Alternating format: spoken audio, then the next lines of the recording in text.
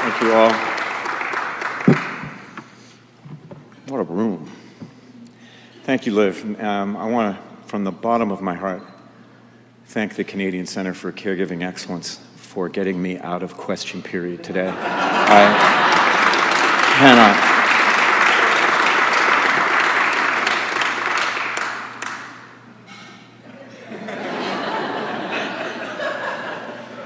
You have no idea. You only see what's on TV, trust me. But look, there's a lot of busy people in this room, and many of us can barely find the time of day to eat a proper lunch on the best of days. You've managed to free up some time for a good meal, and I think for a very important discussion. So thank you all for being here. Thank you. Really, yes, round of applause, please. I am, no, quite sincerely, to have a room sold out to talk about the care economy is a really good sign. And also kudos to the Canadian Club. You know, we've been having important discussions and debates around this podium in this country for well over a century. I call this a historic podium of record, because this is where we come together to take on the issues of the day and grapple and deliberate on some tough questions. Because at its heart, good public policy requires us all to listen to one another, and that can get messy and it can get tense. Case in point, the House of Commons. But at the end of the day, it's what so often leads to this great compromise that we call Canada. So thank you for including me in that tradition. Now, given the topic of today's speech, I think it bears explaining why is it that the Federal Minister of Labour and Minister for Seniors is here to talk about the care economy. Because I am not the Minister of Health, I am not the Minister of Finance, I am not the Minister responsible for immigration or housing or childcare or women's issues. But the care economy is why I have come before all of you here today. Just a few years ago, when I was Natural Resources Minister, our world was a very different place. We were in the middle of a global pandemic and in the heat of a global oil price war. Barrels of oil hitting negative $35, negative 35. I didn't even know that could exist. I had to call the energy ministers of Alberta and Saskatchewan, wake them bright and early to that news. I mean, this is Canada's biggest industry. I'll never forget it. Those were very anxious times for oil and gas workers, for mining workers, and they felt that anxiety, every high and low, every bump and bruise. We spent a lot of time listening to them back then. I still do. They're my constituents. You listen, you take advice, you act.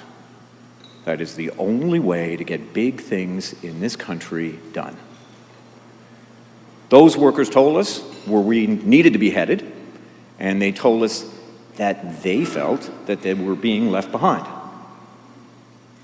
that they weren't being listened to as the industries changed around them, as the world changed around them. And I would bring what they would tell me to the cabinet table every week to see what we could do to help. So when the Prime Minister decided to make me Labour Minister, he said I talked myself into a job. And it all made sense, because many workers across the country needed much of the same thing. They needed to hear what we had been telling energy workers in Alberta and Saskatchewan and Newfoundland and Labrador, that they will have a say in the future, that there will be good jobs that they can count on, and that they will have the dignity of their work. And we've gotten a lot done in my time at Labour. 10 paid sick days for workers in federally regulated industries.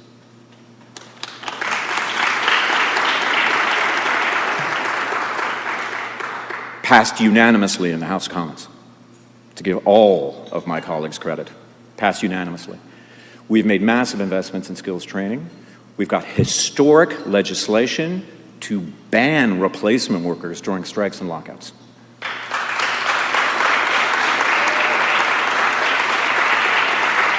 Ban. Something that the labor movement has been asking for longer than Canada has been a country, and I am proud to say that too passed unanimously. Unanimously. Which means I had to be really nice to a lot of people, and that is not easy. But I am relentlessly nice. true. It's a weapon. We also created a union-led advisory table, and I think that that's really important. It gets to the root of what I was talking about earlier. So workers don't literally just have a seat at the table, they will lead the table. Last year, the Prime Minister asked me to also serve as Minister of Seniors. Some weren't so sure about that. Labor leaders said that I wouldn't have the time to focus on their priorities. Seniors and care workers said the same. But you know, from my point of view at the cabinet table, the unique place between those two portfolios, that's why I'm here to talk to you today. We find ourselves at a critical moment in our history, one that finds itself right at the intersection of the needs of Canadian workers, seniors, and the most vulnerable in our society. And listen, while there are many positive indicators in our economy right now, we have a lot of issues to tackle. Our productivity challenges are long-standing. Birth rates are declining. Labor shortages are a sticky issue, and our senior population is growing every day. Now, some of these trends were part of the economic hangover from COVID. Some have been building for a long time. But all of them converge in the care economy. The care economy is healthcare. The care economy is childcare. The care economy is seniors care. The care economy is disability care. It's in our homes, our community centers, our long-term care facilities. It's paid work and it's unpaid work. The care economy is the one sector of our economy that every other sector relies on. It's the foundation of our entire economy. Think about that. And it's a foundation built upon a very simple principle. Caring is one of the most basic things that we do as human beings. And in an uncertain world, few things are more certain than our need to care for each other. With the labor shortages we have, a growing senior population, declining birth rates, the fact of the matter is no economic growth or increase in productivity will be possible if we don't support care workers and caregivers. Won't. Because they do the work that lets us all go to work. We can't just let people go it alone. No matter the circumstance or the state of the economy, there will always be a need for care. It is essential to the functioning of our society. But just because care is essential doesn't mean that the dignity of it is guaranteed. So much of my work in politics has been about dignity.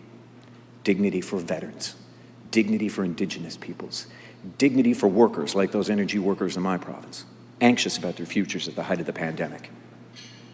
Care workers and caregivers deserve dignity too.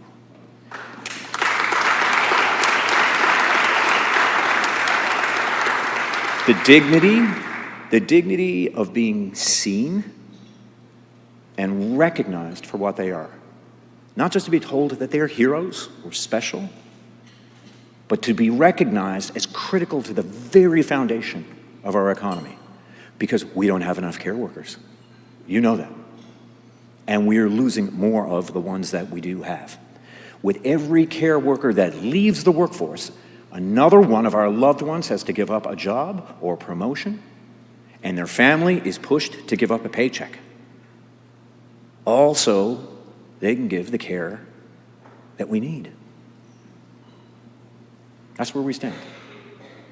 May sound dramatic to some. It's an everyday reality for far too many. We are in a care crisis in this country. Dignity is the purpose of these jobs, to help people live their lives with dignity. And care workers deserve no less than that same dignity that they work so hard to give others every day.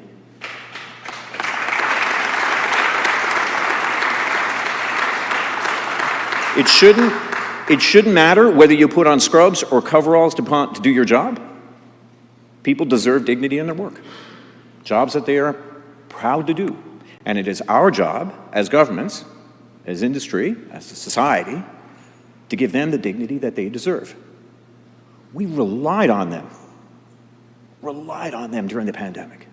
After all they did, and all they are still doing to this day, now is the time to be there for them. But the way it is, poor pay, poor conditions, working multiple jobs to make ends meet. And that's what the rest of us witnessed as we began to wake up to the realities of this work in the early months of COVID. But this has always been the experience of care workers. It was the experience for care workers before the pandemic, during the pandemic, and unfortunately still after the pandemic. Because the conditions of work are the conditions of care. If we don't give care workers the support they need, the care that we receive will never be what it should be. It's pretty simple. You get out what you put in. We saw the worst of this during COVID in our long-term care facilities. But this wasn't just the reality for those who are working in long-term care or even in paid care. COVID has been tough on the sandwich generation too, and it has not let up since. And they're the generation who are caring for both their children and their parents or their grandparents or aunties and uncles. And they are often leaving themselves a step behind financially. That is the reality of caregiving. People don't just magically appear in the labor market. We only get to work when we're healthy, and we won't go to work if our loved ones need care. Because care can be done by families, it can be done by the market, it can be done by the state.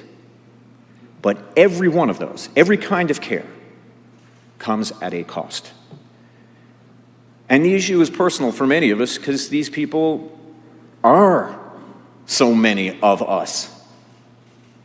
They are the 1 in 5 workers in this country who go to work every day to care for others. 1 in 5.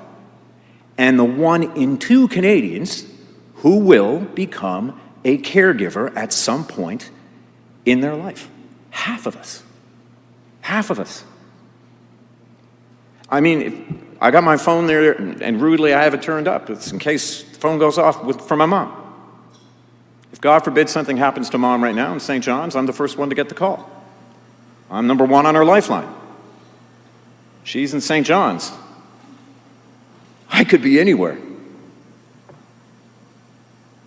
But most caregivers don't look like me or have the resources I have. The care economy is built on the backs of female workers. Typically middle-aged, overwhelmingly racialized, and oftentimes coming from the most vulnerable segments of our society. These are the people who take care of our children, our parents, and our most vulnerable. They are specialized workers that train on the job and at universities and colleges in order to reach their professional designations. It is complex, demanding work that is so often underpaid and so regularly undervalued. And they do it all to deliver on that simple human purpose of caring for one another. Everything that we talk about here, everything that we try to get done in our downtown office tower boardrooms, it all depends on care workers and caregivers doing well. The care economy makes up 13% of our GDP. But we lose $1.3 billion in productivity every year because of unpaid caregiving. Missed work days, job opportunities turned down, wages lost, all because care needed to happen. Care workers are highly skilled professionals. As I said, they train for years to get to where they are, like so many of us in this room and around this town. And they rightly expect that the jobs that they'll get will be well-paying jobs that can support a family, the types of jobs that drive economies and build prosperity. And it is my firm belief that we can keep that expectation alive in this country. I don't need to explain to this room why good middle-class jobs in rapidly growing sectors are good for the economy. Jobs that grow our labor pool, boost productivity, put paychecks in bank accounts, and drive the demand that help businesses grow. I don't need to make that argument. But in the care economy, it does. It does take that argument. And it all requires our support. The support of governments who see where the puck is going. Supporting caregivers can mean programs and services that lend a hand to parents so families don't have to struggle to make care happen. Programs like National $10 a day childcare, which is helping parents, especially mothers, today stay in their careers or get back to them. It's working. It's working. It's working already. Our national child care program has seen us hit record high numbers of women participating in the workforce. Over 85% right now, including 80% of mothers with kids under 6. So this is happening, and this is why. Support can also mean direct supports to workers with things like wages and workplace standards. Things like our $200 billion healthcare deals with the provinces and territories, and our plan to give personal support workers a well-deserved raise so no PSW is making less than $25 an hour.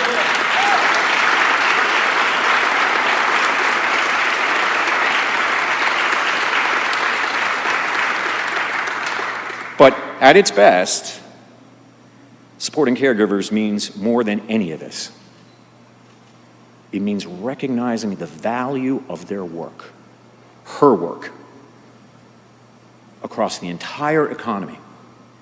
So in this year's budget, we announced that we will be creating a national caregiving strategy to think big on the future of care. And we're starting up a new sectoral table on the care economy to listen to the experts in this space on what we can do to tackle the care crisis today. It is all about listening to the people who know best, the workers. So caregivers have what they need to be at their very best. I have seen what tables like this can do for workers. I mean, if you just look at the table that we used to help develop our national child care program. And what we're doing right now with the union-led advisory table, who I'm going to be meeting with again next week on issues like automation and AI and energy. Goal is simple. Listen to the experts. Listen to the people who do the work, the people who know the value of the work and the value of these important jobs, the value of care. And I can tell you all right now that we are going to be announcing the leadership of that new sectoral table on the care economy very soon. Very soon. Kind of hoping I'd have it done by now, but you know Ottawa. But watch this space. Before I got into politics, I worked in the provincial government way back.